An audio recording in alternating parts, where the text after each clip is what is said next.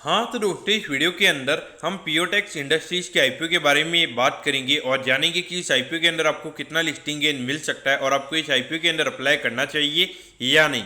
चलिए शुरू करते हैं। तो देखिए, सबसे पहले हम ये जानेंगे कि ये कंपनी क्या काम करती है। क्योंकि जो कंपनी है 2019 में ये कंपनी स्टार्ट हुई थी, यानी कि लगभग 4 से 5 साल ये कंपनी को स्टार्ट हुए हो चुके हैं। क्योंकि जो कंपनी है ये कंपनी यांच और फैब्रिक के अंदर हमें यहाँ पे ट्रेडिंग करती हुई नजर आती है और उसके अलावा यहाँ पे कॉन्ट्रैक्ट मैन्युफैक्चरिंग पे यहाँ पे काम करवा के फिनिश प्रोडक्ट को बना के यहाँ पे बेचने का भी ये कंपनी हमें काम करती हुई नजर आती है।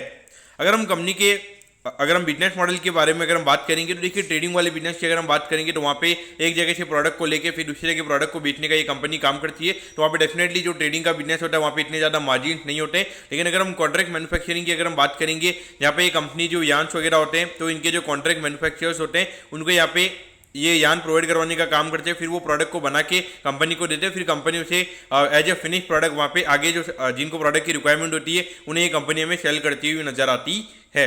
अगर हम कंपनी के टोटल नंबर ऑफ एम्प्लॉइज की अगर हम बात करेंगे तो लगभग 18 एम्प्लॉइज ये कंपनी के अंदर हमें अभी काम करते हुए नजर आते हैं।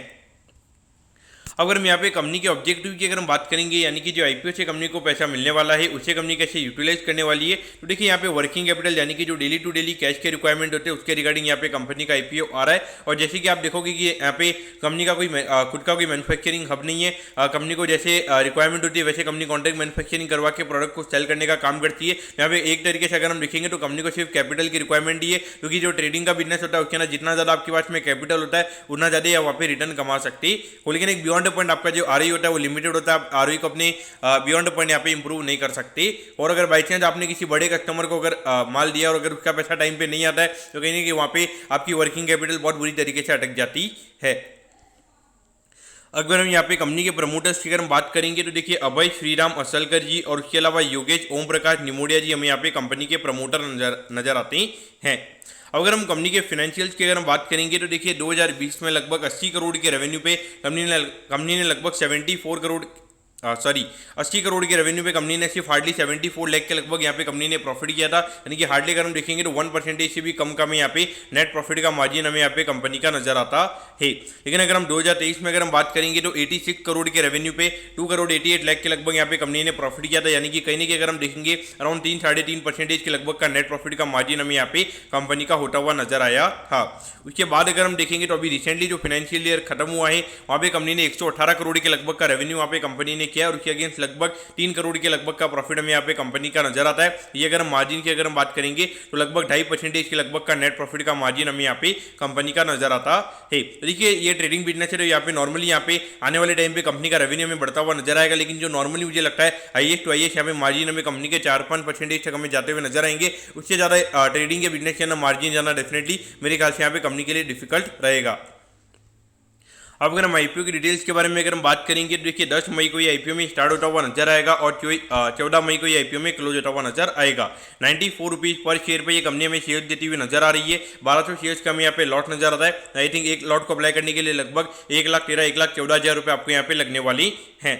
अगर हम इश्यू साइज की अगर हम बात करेंगे तो 14 करोड़ 47 लाख के लगभग का इश्यू साइज हमें यहाँ पे नजर आता है। इसमें से अराउंड 50% के लगभग का रिटेल कोटा है, यानी कि लगभग 7-7.5 करोड़ के लगभग का रिटेल कोटा हमें यहाँ पे कंपनी का नजर आता है। और ये जो कंपनी हमें बीएसई के एसएम प्लेटफॉर्म पे ये कंपनी हमें लिस्ट होती हुई नजर आएगी।